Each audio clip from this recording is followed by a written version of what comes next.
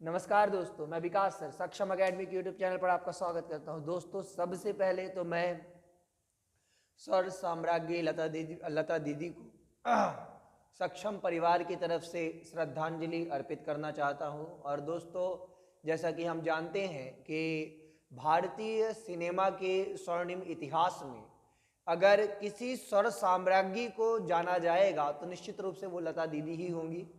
और मैं समस्त सक्षम परिवार की तरफ से लता दीदी को श्रद्धांजलि अर्पित करता हूं। ठीक है ना दोस्तों। और इसी के साथ अब हम आगे बढ़ते हैं अपने लेक्चर में। आइए बात करते हैं बजट 2022।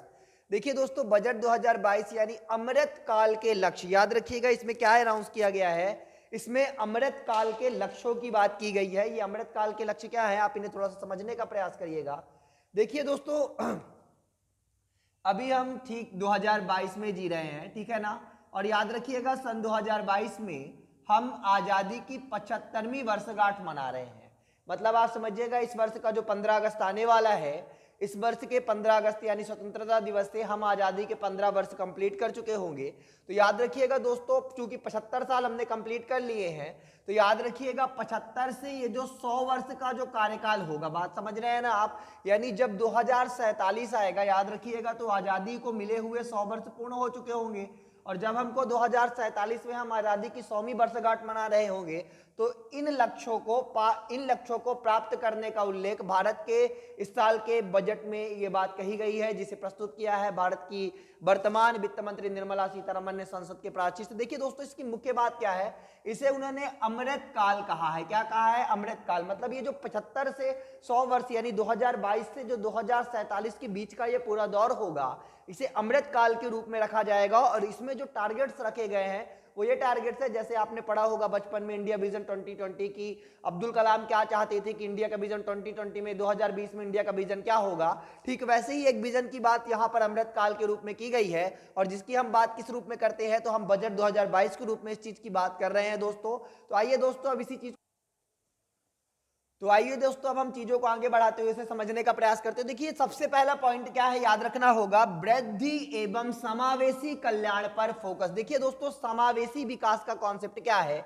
समावेशी विकास को इंग्लिश में क्या कहा जाता है? इसे इंग्लिश में कहा जाता है इंक्लूसिव ग्रोथ। क्या कहा जाता है दोस्तों? Inclusive growth. और समावेशी विकास का मतलब क्या है? सबका साथ सबका विकास। देखिए, आजकल बात करते हैं, अगर आप बात करेंगे तो अब दुनिया केवल ग्रोथ की बात नहीं करती है। अब दुनिया केवल ग्रोथ की बात नहीं करती है, अब दुनिया किसकी बात करती है? तो समावेशी विकास की बात करती है। किसकी बात करती है दोस्तों? समावेशी विकास। देखिए, समावेशी विकास का तात्पर्य यहां पर यह है कि याद रखिएगा, समाज की मुख्य धारा से वंचित वो वर्ग जो आज तक विकास की मुख्य धारा में नहीं आ पाया है, उस तक विकास को पहुंचाना। जैसे आप एक मिनट के लिए समझिए, कोई जनजाति है जो आज तक मुख्य धारा में शामिल नहीं हो पाई है, वो शिक्षा से वंचित है, वो रोजगार से वंचित है, वो नेशनल फूड सिक्योरिटी एक्ट में मिलने वाले, राशन की दुकानों में मिलने वाले, उचित मूल्य पर मिलने वाले राशन से वंचित है। बात समझ में आ रही है? तो ऐसी एक बात है, बात समझ रहे हैं ना। जिन लोगों का आज तक विकास नहीं हुआ है, उन लोगों के विकास की बात किसमें की जाती है? समावेशी विकास। मतलब समाज की अगर बात की जाए, अगर एक लंबी सी लाइन लगी है, तो उस लाइन में वो जो अंतिम छोर में बैठा हुआ वो जो अंतिम व्यक्ति है, उस तक विकास पहुंचाना ही क्या कहलाता है? समावेशी विकास कहलाता है। देखिए दोस्तों, अगर यहां पर अगर हम बात करें तो देखिए, दो चीजें मैं आपको एक बात बता दूं। एक कॉन्सेप्ट होता है ग्रोथ का, और दूसरा कॉन्सेप्ट क्या होता है? डेवलपमेंट का। आपको इन दोनों को समझना होगा दोस्तों कि ग्रोथ और डेवलपमेंट का कॉन्सेप्ट क्या होता है। देखिए, ग्रोथ का मतलब क्या होता है? ग्रोथ को हिंदी में कहा जाता है समृद्धि। क्या कहा जाता है दोस्तों? समृद्धि। लेकिन डेवलपमेंट को क्या कहा जाता है? तो डेवलपमेंट को क्या कहा जाता है दोस्तों? तो विकास। बात समझ में आ रही है? मतलब ग्रोथ को क्या कहा जाता है? समृद्धि। और डेवलपमेंट को क्या कहा जाता है? तो विकास। देखिए दोस्तों, अगर पहले हम बात करें तो पहले दुनिया किसकी बात करती थी? केवल ग्रोथ की। लेकिन आज दुनिया किसकी बात करती है? डेवलपमेंट की। अब आप इधर थोड़ा सा ग्रोथ और डेवलपमेंट को समझेंगे तो कैसे समझ सकते हैं? देखिए दोस्तों, अगर मान लीजिए किसी भी अर्थव्यवस्था में केवल मात्रात्मक परिवर्तन हो, अगर जीडीपी बढ़ रहा है, जीएनपी बढ़ रहा है, पर कैपिटा इनकम बढ़ रहा है, अगर ये तीन इंडिकेटर बढ़ रहे हैं, बात समझ में आ रही है? अगर जीडीपी, जीएनपी और पर कैपिटा इनकम बढ़ रहा है, इसका मतलब क्या है? ग्रोथ हो रहा है। बात समझ में आ रही है? मतलब अगर जीडीपी, जीएनपी और पर कैपिटा इनकम बढ़ रहे हैं, तो इसका मतलब क्या है? कि उस देश में ग्रोथ है। लेकिन याद रखिएगा, अगर जीडीपी, जीएनपी और पर कैपिटा इनकम बढ़े, लेकिन अगर उसके साथ साथ अर्थव्यवस्था में शिक्षा का स्तर बढ़िया हो, स्वास्थ्य का स्तर बढ़िया हो, लोगों को ज्यादा से ज्यादा लोगों को रोजगार मिले, तो हम कहेंगे क्या है, ये विकास है। बात समझ में आ रही है? तो दोस्तों देखिए, ग्रोथ और डेवलपमेंट में बड़ा बेसिक अंतर है, आप इसे आराम से समझ सकते हैं कि ग्रोथ का मतलब एक और जहां पर केवल इंडिकेटर्स का बढ़ना है, केवल मात्रात्मक परिवर्तनों का बढ़ना है, मतलब केवल GDP GNP per capita income का बढ़ना है। वही दोस्तों एक तरफ अगली तरफ बात करें तो डेवलपमेंट का मतलब क्या है कि GDP GNP per capita income तो बढ़े, लेकिन उसके साथ साथ क्या बढ़े दोस्तों, तो शिक्षा स्वास्थ्य रोजगार बढ़े। बात समझ में आ रही है? अब आइए दोस्तों, अगला जो टारगेट रखा गया है 25 वर्षों का, वो क्या, तकनीकी समर्थ विकास। जैसा कि आप जान रहे हैं, इस बार के बजट में अनाउंस किया गया, अभी तक हम 4G टेक्नोलॉजी को यूज कर रहे थे, अब बहुत जल्दी हम एक नई जनरेशन को यूज करेंगे जिसे 5G टेक्नोलॉजी बोला जा रहा है, इसे 5th जनरेशन का नाम दिया गया। देखिए दोस्तों, अगर अभी आप बात करें तो अभी आप अपने मोबाइल पे कितने kbps की स्पीड पाते हैं, मुश्किल से आप अपने मोबाइल पे 200-250 kbps की स्पीड पाते, कभी कभी 1 MB स्पीड पाते हैं, 1 मेगाबाइट पर सेकेंड। याद रखिएगा, जिस दिन 5G टेक्नोलॉजी इंट्रोड्यूस हो जाएगी उस दिन आपको 1 GB पर सेकेंड का मतलब स्पीड मिलने लगेगी, डाउनलोडिंग स्पीड आपकी 1 GB पर सेकेंड हो जाएगी। देखिए दोस्तों, अगर यहाँ पे बात की जाए तो सबसे पहले 5G टेक्नोलॉजी का इस्तेमाल किसने किया था, दक्षिण कोरिया ने। किसने किया था? सबसे पहले 5th जनरेशन का यूज किसने किया था, तो आपको याद रखना होगा दक्षिण कोरिया ने किया था, ठीक है ना दोस्तों। और अगर आप यहाँ पे बात करें तो 6G टेक्नोलॉजी को इस टाइम पे कौन यूज कर रहा है, तो वर्तमान में दुनिया में 6G टेक्नोलॉजी पे काम कहाँ चल रहा है, तो जापान में। कहाँ चल रहा है दोस्तों, जापान में, ठीक है ना। तो याद रखिएगा, तो यहाँ पर क्या है, तकनीकी समर्थ विकास, मतलब तकनीकी के साथ साथ यानी टेक्नोलॉजी को लेकर के चलते चलते विकास। बात समझ में आ रही है? और टेक्नोलॉजी का मतलब केवल यहां पर ये नहीं है, हम कृषि क्षेत्र में भी नई नई तकनीकों का प्रयोग करें, हम शिक्षा के क्षेत्र में एक नई क्रांति लेकर के आए, एक नई शिक्षा के क्षेत्र में एक नई तकनीक लेके आए। जैसे इस बार के बजट में मैंने पहले भी बताया था कि 1 नेशन 1 टीवी चैनल की बात की गई है ना। और 1 टीवी चैनल मतलब ई विद्या नाम से एक टेलीविजन चैनल लॉन्च किया जाएगा, यानी पिछले 2 वर्षों में जो कोविड के लॉकडाउन के कारण जिन बच्चों की परीक्षाएं बाधित हुई हैं, उन परीक्षाएं उनकी बाधित हुई हैं, उनकी क्षतिपूर्ति करने के लिए भारत सरकार ने, निर्मला सीतारमन ने इस बार के बजट में एक चैनल लॉन्च किया है, जिसका नाम है ई विद्या। इसके अंतर्गत छात्र अपने घर पर बैठ करके 2 साल के नुकसान की भरपाई कर सकते हैं। और फिर इसी बार दोस्तों अगर बात की जाए तो किसकी बात की गई है, एक डिजिटल यूनिवर्सिटी की बात की गई है, ठीक है ना।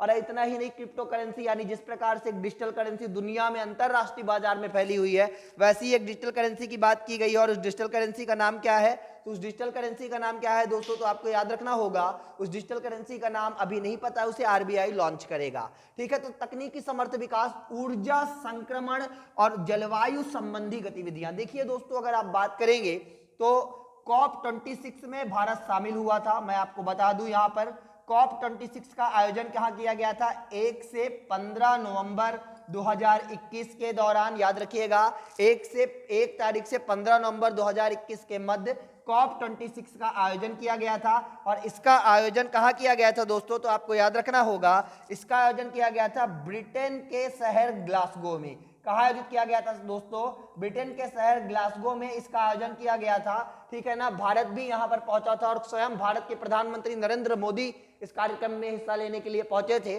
और COP26 का पूरा नाम क्या है, तो आप याद रखिएगा, कॉन्फ्रेंसेस ऑफ पार्टीज, जिसमें क्या लिया गया है, जिसमें यह निर्णय लिया गया है कि बहुत जल्दी, मतलब दुनिया में अंतरराष्ट्रीय स्तर पे बहुत जल्दी लोग कार्बन इमिशन को कम करेंगे। देखिए दोस्तों, कार्बन डाइऑक्साइड एक ग्रीन हाउस गैस है और वायुमंडल में कार्बन डाइऑक्साइड की मात्रा बढ़ने से निरंतर वैश्विक तापन बढ़ता है, मतलब ग्लोबल वार्मिंग इंक्रीज होती है। और जैसा कि हम जानते हैं कि ग्लोबल वार्मिंग जो है वो दुनिया के लिए एक बहुत बड़ा थ्रेट है, एक बहुत बड़ी त्रासदी है, एक बहुत बड़ी समस्या है। और ये ना केवल किसी एक देश से या किसी एक टापू से या किसी एक समुदाय विशेष से संबंधित है, बल्कि अगर ये बात करें तो ये एक वैश्विक समस्या है और इस समस्या से समूचा विश्व जूझ रहा है। तो ठीक है, अब ये इतनी बड़ी समस्या है तो इससे लड़ने की जरूरत भी सभी को है, जिसमें भारत दुनिया के साथ कदम से कदम मिला करके इसमें लड़ाई लड़ रहा है। और वहीं पे हमने बात की है जलवायु संबंधी गतिविधियां। देखिए यहाँ पे फिर अगला टॉपिक क्या है, निजी निवेश एवं सार्वजनिक पूंजी निवेश। बात समझ में आ रही है,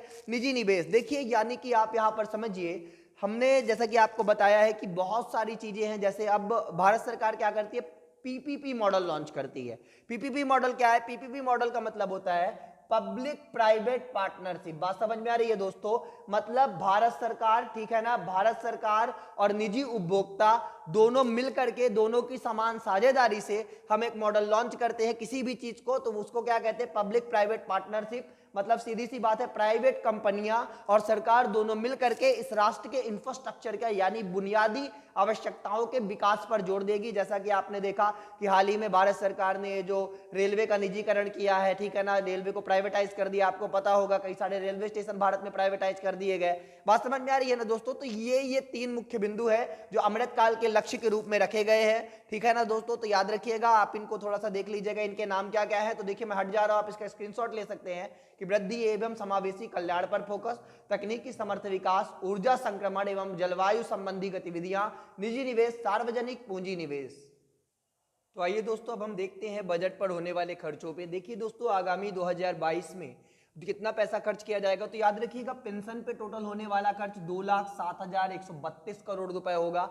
रक्षा क्षेत्र में 3,85,370 करोड़ रुपए, वाणिज्य और व्यापार के क्षेत्र में 53,116 करोड़ रुपए, शिक्षा के क्षेत्र में 1,04,278 करोड़ रुपए, ऊर्जा के क्षेत्र में 49,220 करोड़ रुपए, विदेशी मामलों के लिए दोस्तों 17,250 करोड़ रुपए, स्वास्थ्य के लिए 86,606 करोड़ रुपए दोस्तों, गृह क्षेत्र के लिए यानी आप समझ रहे हैं 1,27,020 करोड़ रुपए। गृह का मतलब पुलिस से है, यहाँ पे याद रखिएगा गृह मंत्रालय के अंतर्गत पुलिस आती है, उसका संबंध है, यानी 1,27,020 करोड़ रुपए।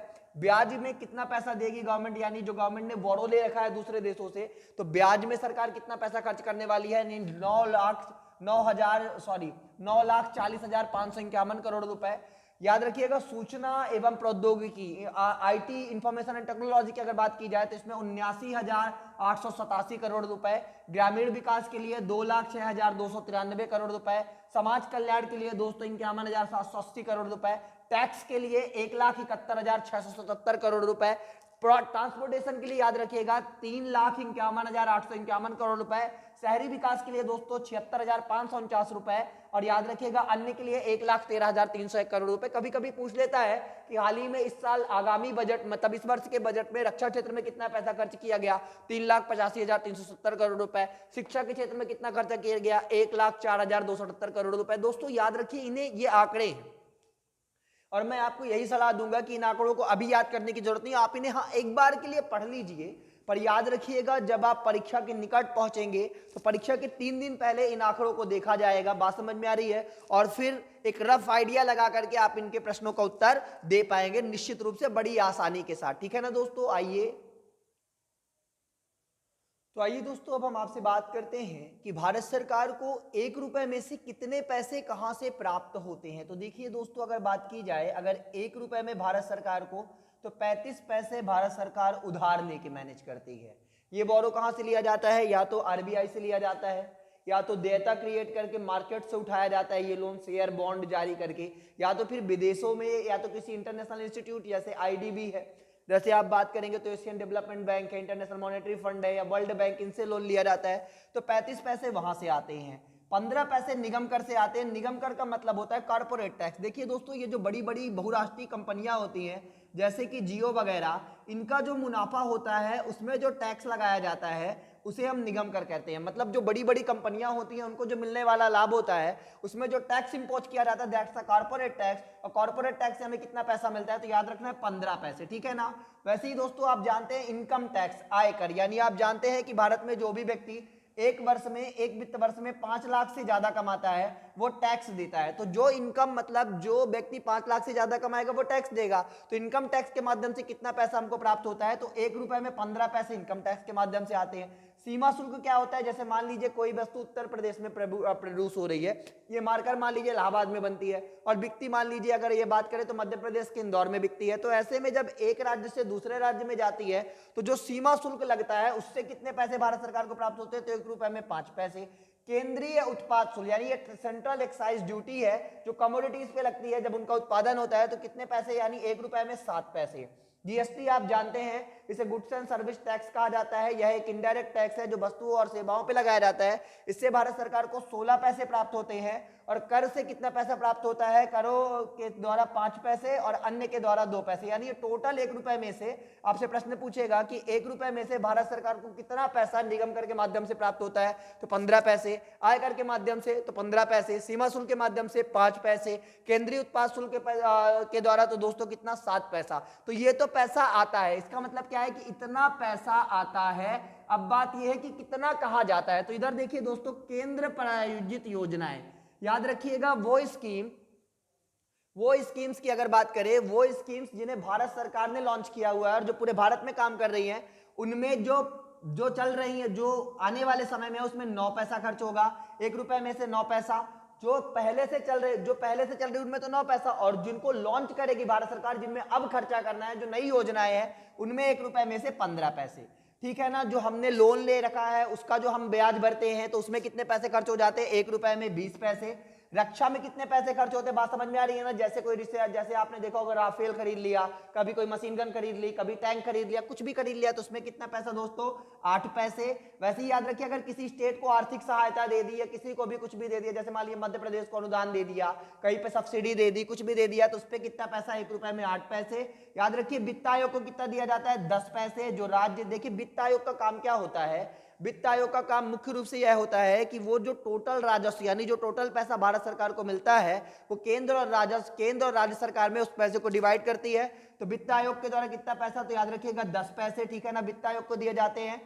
टैक्स, याद रखिएगा, टैक्स के ऊपर जो पैसे खर्च होते हैं उसमें 17 पैसे इनमें खर्च हो जाते हैं। पेंशन में कितना पैसा? तो 1 रुपए में 4 पैसा, और अन्य में कितना? तो 9 पैसा। तो आपसे पूछेगा कि कितना, 1 रुपए में कितना पैसा कहां से आता है, तो ये है, और 1 रुपए में कितना पैसा कहां जाता है, तो उसके आंकड़े ये है। तो ठीक है ना दोस्तों, तो हमने आपको समझाने का प्रयास किया कि किस प्रकार से भारत सरकार का बजट होता है और वो कैसे मेंटेन होता है। तो ये सारी चीजें हैं जो अति महत्वपूर्ण है, जो मुझे लगा को आपसे इसके संदर्भ में बात करनी चाहिए, तो हमने आपको इसके बारे में बताया। तो ठीक है ना दोस्तों, तो ठीक है। अब ये बजट रहा जिसमें केंद्रीय राजस्व एवं व्यय की हमने बात की। तो ठीक है दोस्तों, अब आप बिल्कुल इस चैनल को सब्सक्राइब कर दीजिए और बेल आइकन को प्रेस कर दीजिए, ताकि अगला वीडियो जब आए तो आपको पता चले। ठीक है ना। अब हम जब अगले लेक्चर को लेकर के आएंगे, उसमें हम बजट पर अनाउंस होने वाली योजनाओं, स्वास्थ्य, शिक्षा, रोजगार के क्षेत्र में क्या क्या प्रगति हुई है, इन सब पे बात करेंगे। धन्यवाद दोस्तों, शुभ रात्रि।